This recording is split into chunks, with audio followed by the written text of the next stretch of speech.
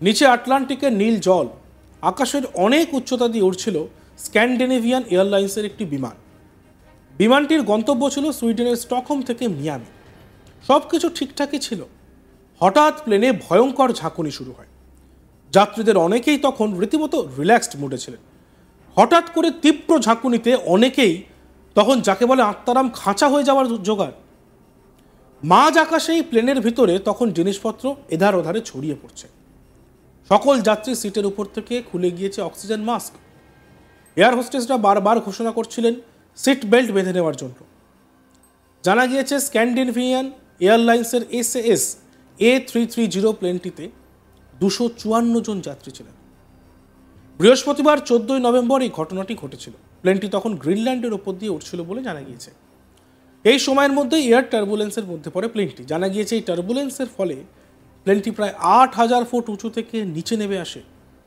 এই পরিস্থিতিতে আর ঝুঁকি নিতে চাননি পাইলট। সোজা ইউটার্ন নিয়ে প্লেনটিকে 5 ঘন্টা উড়িয়ে কোপেনহেগেন এয়ারপোর্টে ফিরিয়ে আনেন। এরপর অবশ্য নির্বিঘ্নেই ল্যান্ড করে প্লেনটি। সেখানে প্লেনটির ক্ষয়ক্ষতি কী হয়েছে তা খতিয়ে দেখেন ইঞ্জিনিয়াররা। জানা গিয়েছে এয়ার টার্বুলেন্সের ফলে যাত্রীদের তেমন কোনো আঘাত লাগেনি।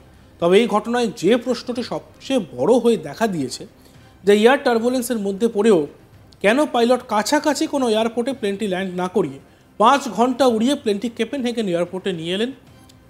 যদিও স্ক্যান্ডিনেভিয়ান এয়ারলাইন্সের পক্ষ থেকে জানানো হয় ওই কোপেনহেগেন এয়ারপোর্টের হ্যাঙ্গার অনেক বড়। এছাড়া সেখানে এই সংক্রান্ত বিষয়গুলি দেখার জন্য দক্ষ ইঞ্জিনিয়াররা রয়েছেন। তবে এই পরিস্থিতিতে ফিরে না এসে যদি পাইলট মিয়ামির পথে এগিয়ে যেতেন তাহলে প্লেনে আরও বড় সমস্যা দেখা দিতে পারত। এমনকি যাত্রীদের প্রাণ সংশয়েরও বিষয়টি ছিল। জানা গিয়েছে আটলান্টিকের উপর দিয়ে এই রুট দিয়ে ওড়ার সময় প্রায়ই প্লেন এয়ার টার্বুলেন্সের মধ্যে পড়ে। এই পরিস্থিতিতে একমাত্র বাঁচার উপায় হলো ভালো করে সিট বেল্ট বেঁধে রাখা। 2023 সালে এয়ার টার্বুলেন্স নিয়ে একটি সমীক্ষা সামনে এসেছে, যেখানে বলা হয়েছে 1979 সাল থেকে এয়ার টার্বুলেন্সের ঘটনা বেড়ে গিয়েছে প্রায় 55%। নর্থ আটলান্টিকের ওপর দিয়ে ওড়ার সময় বারবার এয়ার টার্বুলেন্সের ঘটনা ঘটেছে।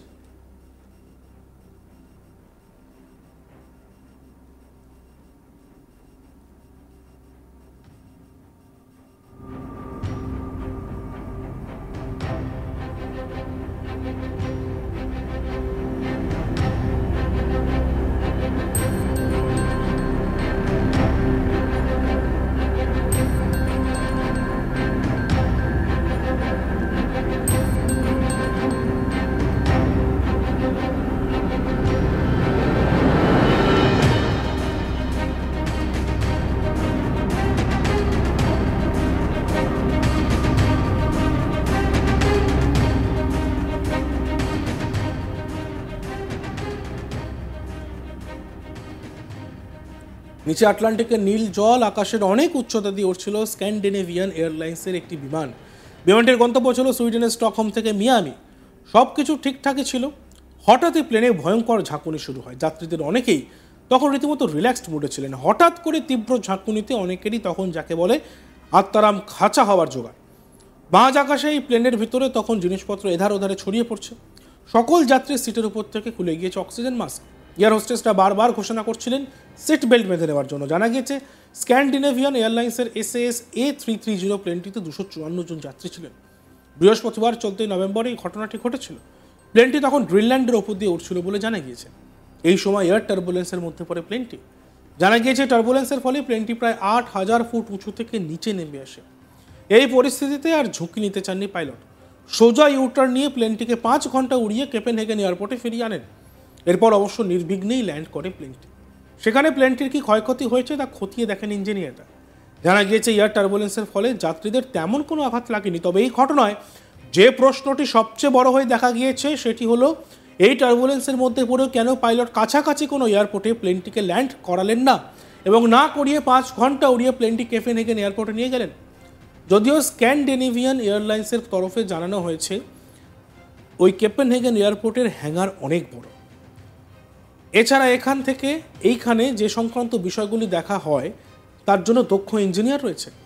তবে এই পরিস্থিতিতে ফিরে না এসে পাইলট যদি মিয়ামির পথে এগিয়ে যেতেন তাহলে প্লেনে আরও বড় সমস্যা দেখা যেত।